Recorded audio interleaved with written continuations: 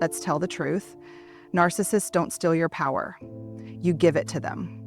Slowly, silently, piece by piece, until you wake up one day feeling like a stranger in your own skin. The question is, when are you going to stop handing it over? When I was in college, I had this friend. Let's call her Mia.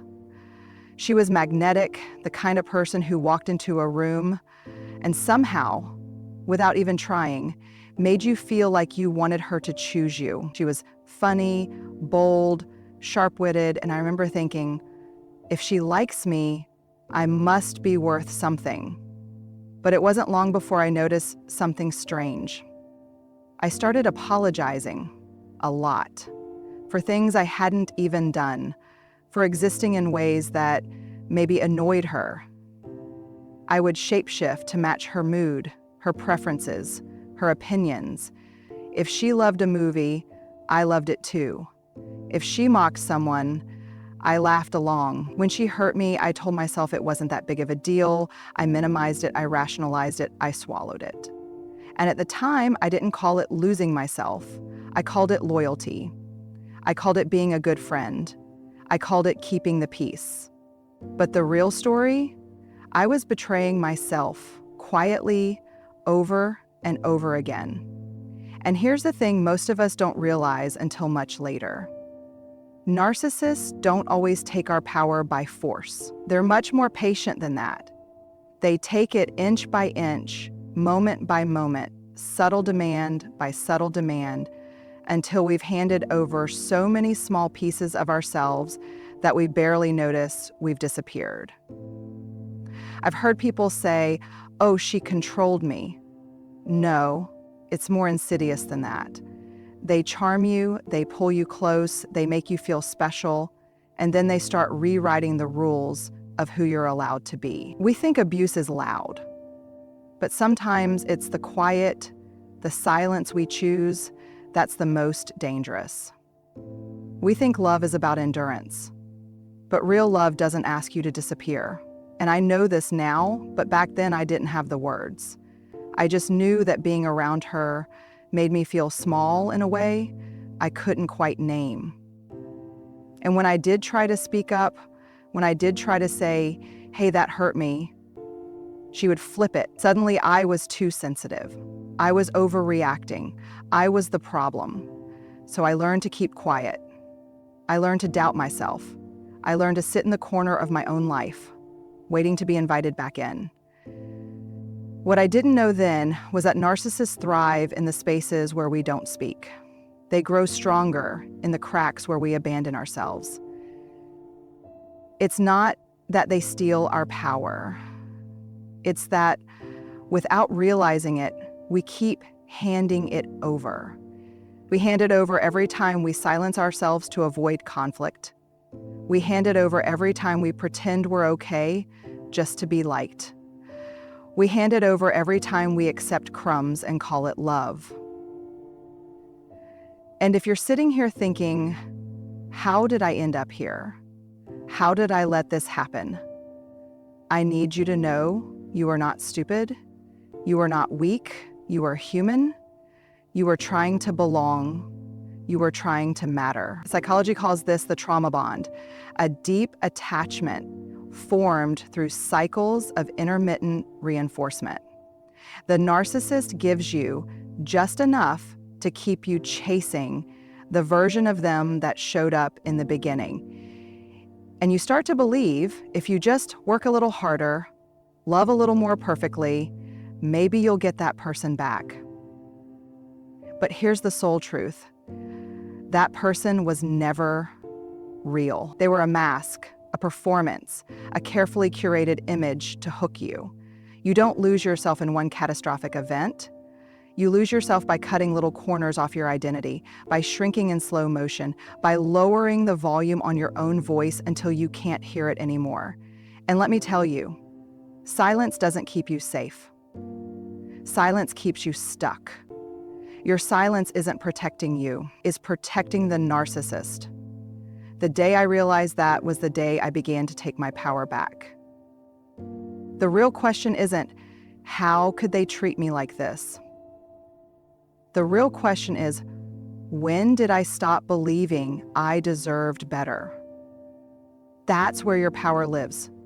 Not in fixing them, not in making them see what they've done, but in remembering you were never meant to beg for love you already deserve. I remember this one night like it was yesterday.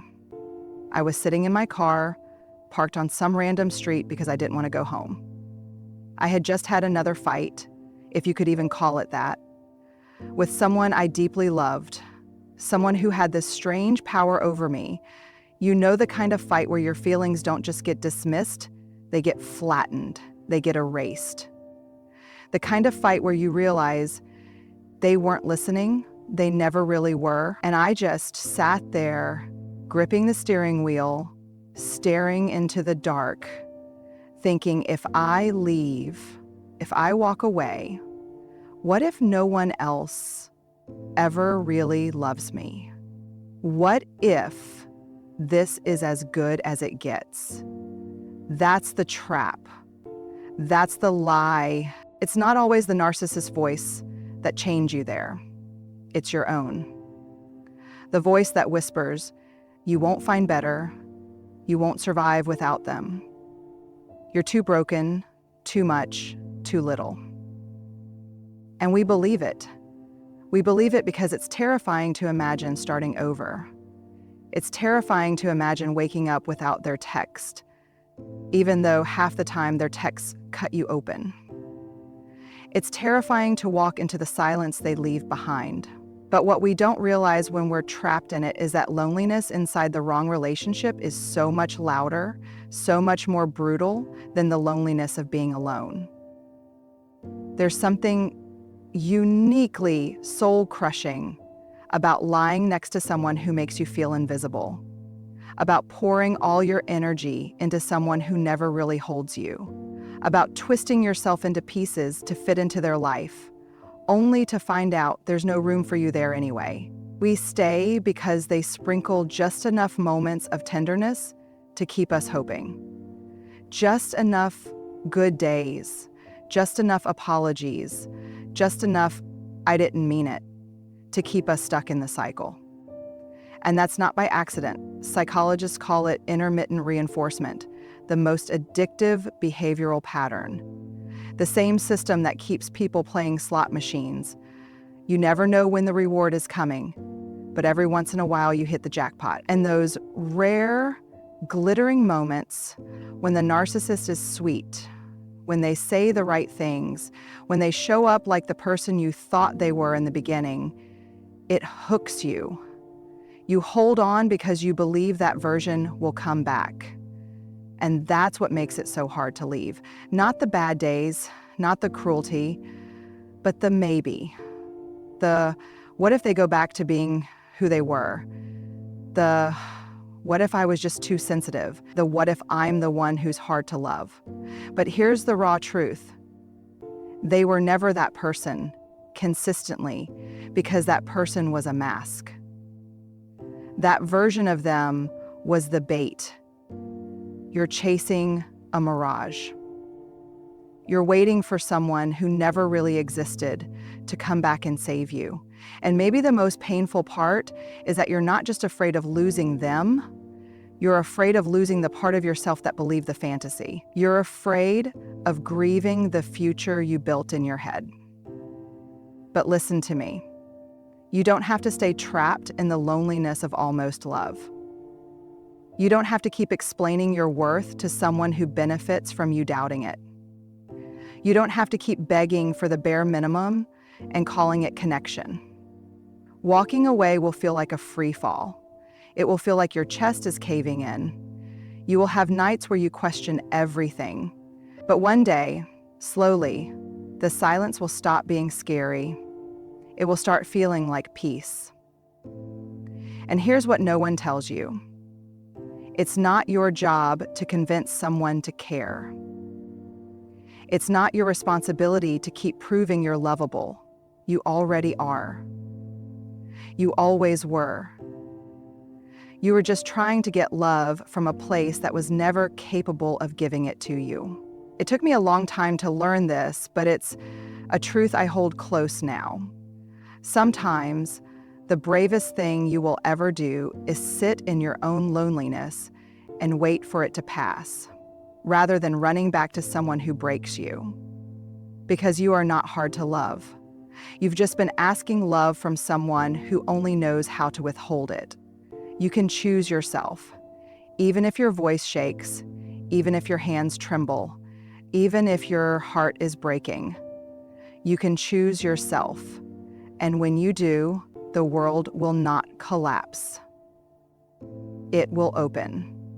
There was a season in my life where I couldn't even answer simple questions like, what's your favorite song? What's your favorite movie? It sounds ridiculous now, but back then, those questions would stop me cold. I'd scramble, trying to remember what he liked, what he would approve of, what wouldn't cause another fight, another sigh of disappointment, another lecture about how my taste was boring or wrong or silly. I didn't know what I liked anymore. I didn't know what I believed. I didn't know where I ended and where he began. I had spent so long twisting, so long adjusting, so long filtering myself through his approval that I couldn't hear my own voice. That's what narcissistic relationships do to you. They don't just bruise your confidence. They erode your sense of self. It's not a sharp, sudden break. It's the slow dissolving of your identity. It's death by 1,000 small edits, 1,000 tiny silences, 1,000 moments where you bite your tongue, nod your head, and let someone else write your story for you. And the scariest part, you often don't realize it's happening while you're in it. You just know you feel smaller. You feel duller. You feel like you've faded, but you can't remember when you stopped shining. I used to think I was just easygoing. I thought I was being flexible. I thought I was being kind, but I wasn't. I was abandoning myself over and over again. Psychologists call this identity erosion. It's what happens when you tether your worth so tightly to another person's validation that you start looking at yourself only through their eyes. And the thing is, narcissists don't offer you a clean mirror. Their mirror is cracked. It's warped. It's designed to keep you questioning yourself. When you're in a narcissist orbit, you're always adjusting your reflection. You can never fully stand still. If you're too quiet, you're boring. If you speak up, you're too much. If you have a need, you're needy. If you don't, you're cold. You start shape-shifting so fast, so often, that you lose track of who you actually are. You think you're surviving, but really, you're disappearing. And what's even more painful is that somewhere along the way, you start agreeing with their reflection. You start believing the worst about yourself. You don't just feel worthless, you think maybe you actually are. That's what broke me, not the fights, not the manipulation, but the way I looked at myself in the mirror and saw nothing. I didn't see a person. I saw pieces of other people's opinions. I saw a performance. I saw a story someone else wrote for me. There is a grief no one talks about, the grief of losing your own reflection. I remember standing in front of the mirror one morning, asking out loud, "What do you want? What do you like?" And the silence was deafening. I didn't know the answers. And that terrified me more than the loneliness. That terrified me more than walking away. I realized that if I didn't leave, I wouldn't just lose the relationship, I would lose me completely. Healing didn't happen all at once. Some days, rediscovering myself felt like trying to hear a whisper in a crowded room. It was messy. It was clumsy. Some days I got it wrong. Some days I doubted the little bits of myself I was starting to reclaim. But I kept showing up. I kept asking, do I like this? Does this feel like home to me?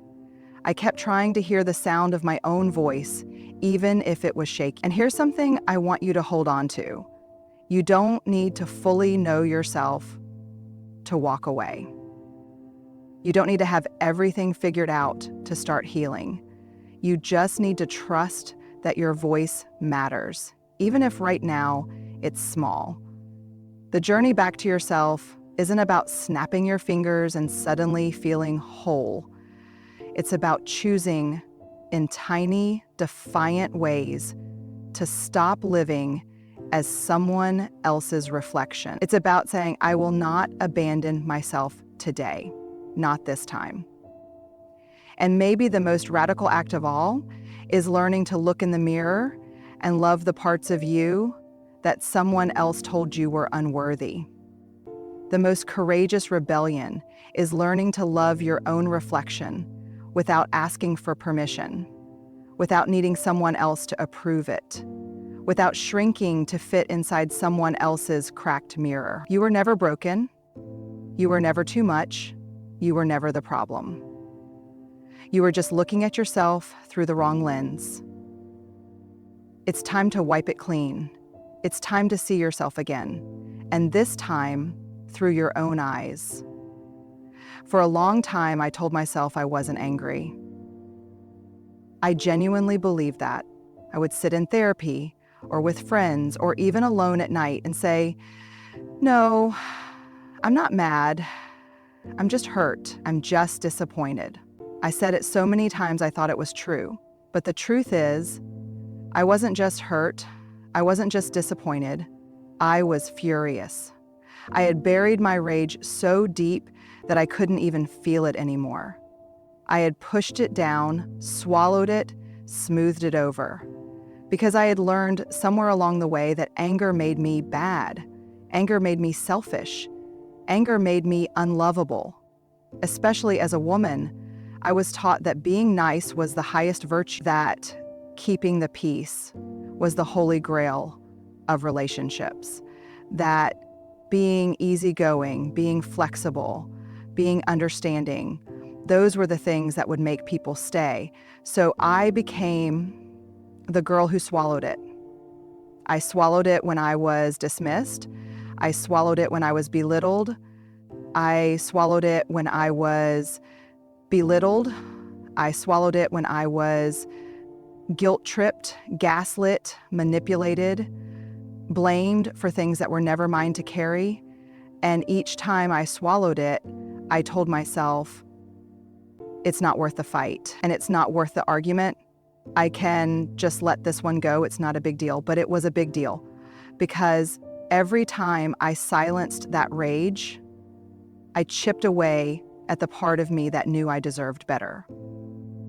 When you're in a relationship with a narcissist, they're masterful at making you believe your anger is an overreaction, that your boundaries are selfish, that your resistance is disloyal. They push, they prod, they poke at your soft spots, and when you finally speak up, they step back and say, see, you're too sensitive, you're impossible, you're the problem here. And so you swallow it again, you fold, you soften, you retreat. You tell yourself, next time I'll just keep quiet. It's easier that way. But what I've learned is this: rage is not the enemy.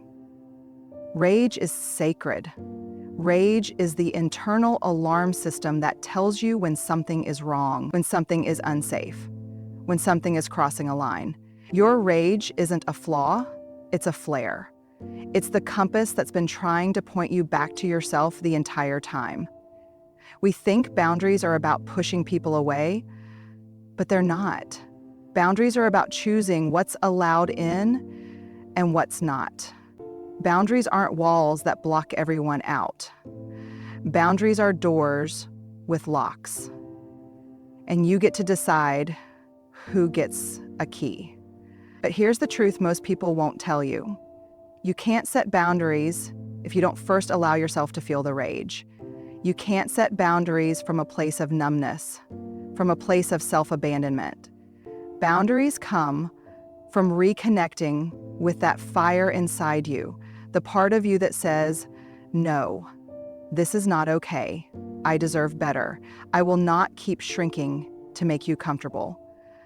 For a long time, I thought boundaries were something you whispered, something you politely suggested, hoping the other person would kindly respect them. But when you're dealing with a narcissist, boundaries have to be clear, they have to be unshakable, and sometimes you have to say them without the sugarcoating. It sounds like, I will not continue this conversation if you keep raising your voice. I will not be available when you only reach out to criticize me. I will not explain myself to someone who's already decided I'm guilty. And here's where it gets hard. Narcissists don't respect boundaries. They test them, they push against them, they wait for you to cave. And every time you bend the boundary, they learn you don't mean it. They learn your no has loopholes. That's why setting boundaries with a narcissist isn't a one-time event. It's a daily practice. It's choosing over and over again to hold the line, even when it's uncomfortable, even when they guilt you, even when they try to punish you for having limits.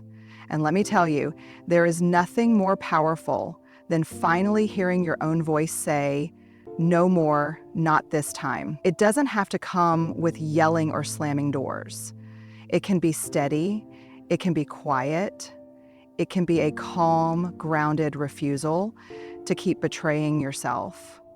But you can't get there if you keep swallowing the rage. You can't get there if you keep dressing up your boundaries as polite suggestions. You have to stand in the heat of your own anger and let it teach you. Let it remind you that you matter. Let it pull you back to solid ground. Because anger is not what ruins us. What ruins us is the silence we force ourselves into to avoid feeling it. Your anger is not the problem. Your anger is the map. Your anger is the door back to yourself. Your anger is the part of you that still believes you are worth protecting. You don't have to keep swallowing it. You don't have to keep making yourself smaller. You don't have to keep making yourself smaller. You don't have to keep giving people keys to a house they only want to burn down. Your boundaries will not always make people happy. Sometimes they'll walk away, sometimes they'll lash out, but that's not a reflection of your worth.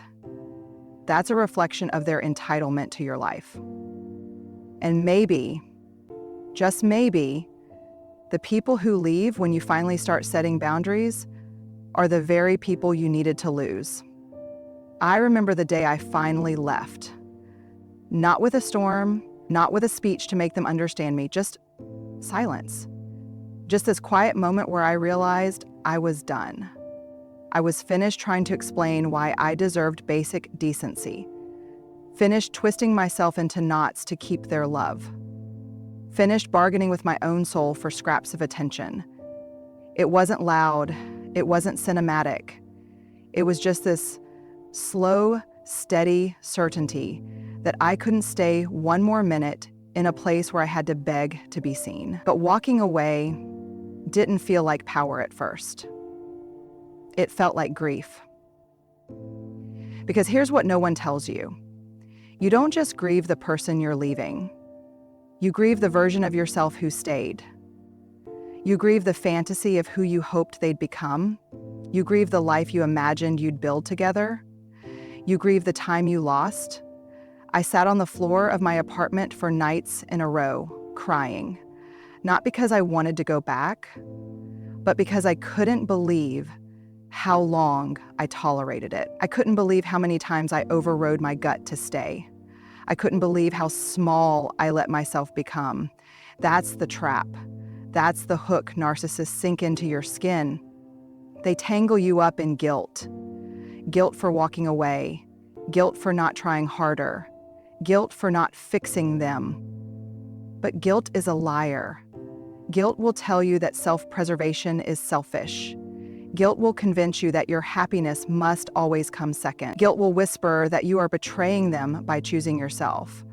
But the real betrayal is when you abandon yourself to hold on to someone who's already let go of you in every way that counts. Psychologists talk about the gray rock method when it comes to narcissists, this practice of becoming emotionally uninteresting to them. You don't argue, you don't feed the fire, you just stop engaging with their chaos. But I think there's something even more powerful than that.